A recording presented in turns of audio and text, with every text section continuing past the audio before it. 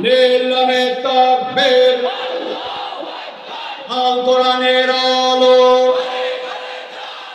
আল হাদিসের আলো। তোমার নেতা আমার নেতা, তোমার নেতা আমার নেতা, আলেম ওলামা যেখানে, লিল্লাহে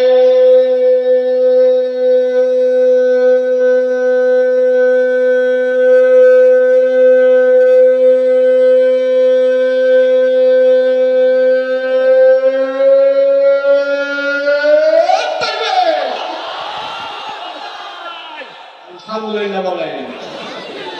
শয়তান আছে চন্দ্রাপা, ঠিক না?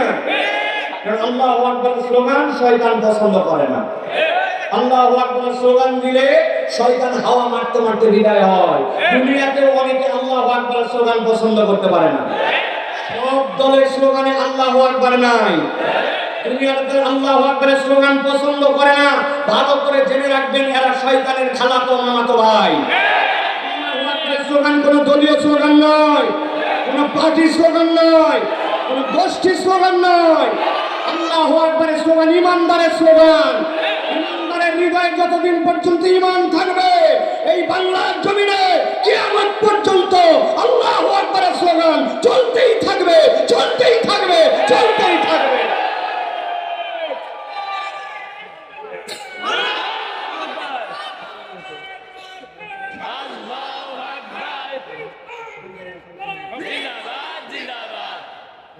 আলহামদুলিল্লাহ বলেন।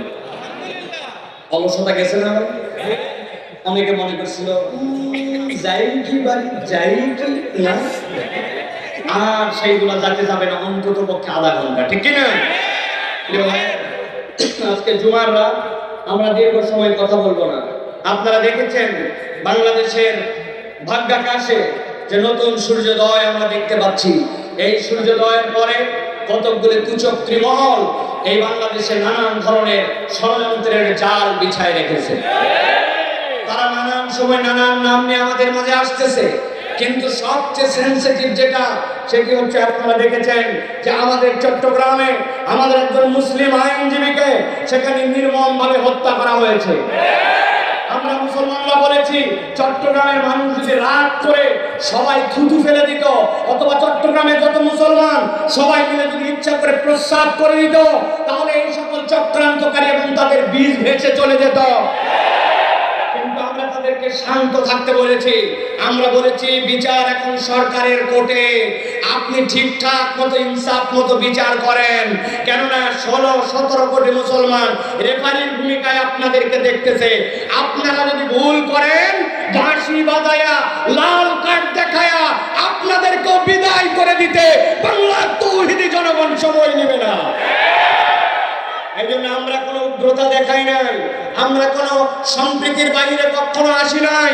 আমরা তোমাদের মন্দির পাহারা দিয়েছি মূর্তি পাহারা দেওয়ার জন্য নয়, সম্প্রীতি রক্ষা করার জন্য। কিন্তু আমরা দেখেছি 17 কোটি মুসলমানদেরকে শুধু সবক দেওয়া হয় সম্প্রীতি রক্ষা করো, আর তাদেরকে কেবলমাত্র বলা হয় তোমরা যা ইচ্ছা তাই করো। বেশি দিন ধৈর্যের বাঁধ টিকে থাকবে না। অতএব বাঁধ টিকে রাখতে চাইলে সুষ্ঠুভাবে এই ঘটনার অচিরে বিচার করতে হবে। আপনারা খেয়াল করলে দেখবেন 47-এর স্বাধীনতা, যেটা আমাদের প্রকৃত স্বাধীনতা, ওই স্বাধীনতা নিয়ে একদল কথা বলে না। বাংলাদেশে আজকে আপনার একটু জমি আছে, আপনি জমিদারিতে আপনার জমিতে আপনার রেজিস্ট্রি হয়। আপনি কি জানেন ওই 47-এর স্বাধীনতার আগে এই বাংলাদেশে শেরেবাংলায় ফজলুল হক অবিভক্ত বাংলার যখন তিনি প্রধানমন্ত্রী ছিলেন, জমিদারি প্রথা তিনি প্রথম বিলুপ্ত করে আপনার আমার ওই দাদাদের আর এই আমাদের দুই পারের মানুষের জমির মধ্যে আমাদের নামটা লিখেছিলেন ওই শেরেবাংলায় ফজলুল হক। তিনি চেয়েছিলেন উভয় বাংলা মিলে একটা বাংলা হোক। এই জন্য হোসেন শহীদ সোহরাওয়ার্দীর সাথে তার অনেক ধরনের দূরত্ব ছিল, কেননা তিনি মুসলিম লীগ করতেন না। কিন্তু পরবর্তীতে যখন দেখেছেন দাদা বাবুদের হ্যাডাম বেশি, ওরা মুসলমানদেরকে গোনে না, তাদের মধ্যে এক ধরনের বুর্জোয়া এবং তাদের মধ্যে এক ধরনের এলিট ভাব আছে। আসে তখন তিনি নিজের অস্তিত্ব, নিজের হ্যাডাম সব কমায় দিয়ে হোসেন শহীদ সোহরাওয়ার্দীর সাথে এক হয়ে 47-এর 14 আগস্ট এই মানচিত্র যেটি দ্বিজাতি তত্ত্বের ভিত্তিতে গঠিত হয়েছিল, সেই মানচিত্রের আলোকে 71 সালের স্বাধীনতা পেয়েছি। সেই মানচিত্রের আলোকে আমরা ফ্যাসিস্টদেরকে সরাই দিয়ে এখন আমরা একটা অভ্যুত্থান করেছি। সুতরাং যারা 47-এর মানচিত্রকে অস্বীকার করতে চায় তারাই প্রকৃতার্থে এদেশের মধ্যে অন্যায় অনাচার করতে চায়, অপর রাষ্ট্রের ইন্ধনে তারা এদেশকে অশান্ত করতে চায়, ঠিক কিনা? অতএব চিনে নিতে হবে কে আপনার বন্ধু আর কে আপনার দুশমন।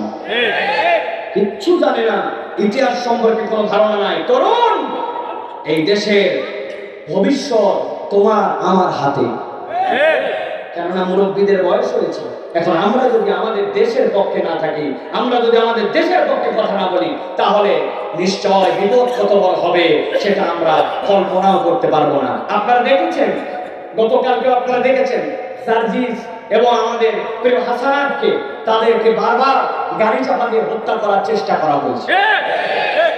আপনারা জানলে অবাক হবেন, পৃথিবীতে 3 দেশের গোয়েন্দা, একটা হচ্ছে আমেরিকান গোয়েন্দা। তারা যখন কাউকে টার্গেট করে তখন তাদের টার্গেটের পদ্ধতি হচ্ছে শুট করা। শুট করা মানে কি? কিল করে দেওয়া। তাদেরকে এমন জায়গা থেকে তারা তাক করে, স্নাইপার, আপনি কল্পনা নিতে পারবেন না, তাদেরকে শুট করে শেষ করে ফেলে।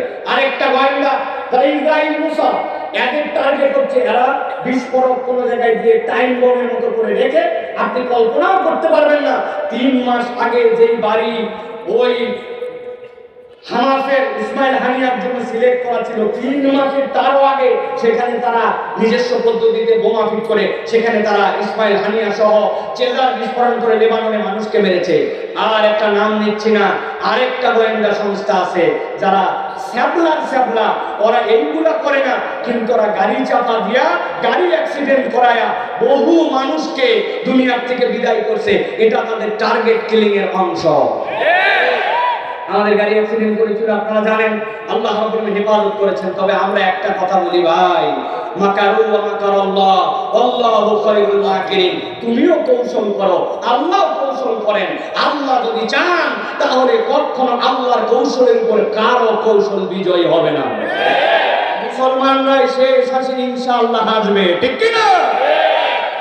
তার জন্য তো আমার ভিতরে ঈমান দরকার, তার জন্য তো আমার ভিতরে খালি হইচই নয়, কোরআনের তালিম দরকার, আমার জীবনে একটা পরিবর্তন দরকার। যেই লোক দাঁড়ায়া মুখে এশার নামাজ না পড়ে ফজর পড়বে না, এখানে এসে স্লোগান দিচ্ছে, বলেন তো এই লোক দিয়ে কি হবে? কি হবে ভাই? কিচ্ছু হবে না। এই জন্য বলবো আমাদের তালিম তারবিয়াত লাগবে, ঠিক না? আমি আপনাদের কাছে নির্ধারিত একটা সূরা থেকে নির্ধারিত একটু কথা বলতে চাই। আশা করি আপনারা আমার কাছ থেকে এর আগে না শুনলে, এই কথা এর আগে এভাবে আপনাদের কাছে উপস্থাপন করা হয় না। আমি আপনাদের কাছে সর্বোচ্চ 30 থেকে 40 মিনিট, 40 মিনিট কথা বলে ফেলছি, আর 30 থেকে 40 মিনিট আপনাদের সামনে একটু কথা বলতে চাই। শুনলেন তো ইনশাআল্লাহ? আসেন তো ইনশাআল্লাহ? চলেন তাহলে আমরা সমাজ একযোগে আমরা বিতাড়িত শয়তান থেকে আশ্রয় প্রার্থনা করে আমরা